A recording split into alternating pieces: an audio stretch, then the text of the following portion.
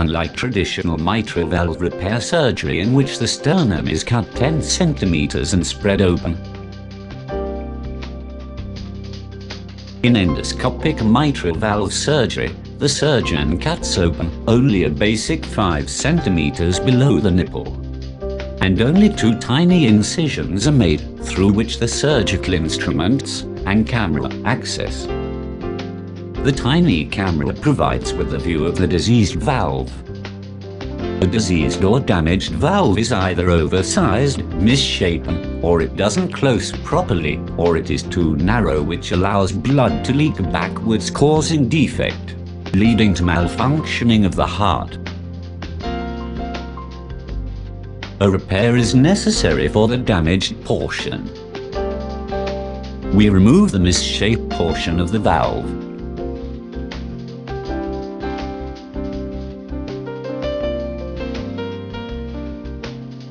And reconstruct it with sutures.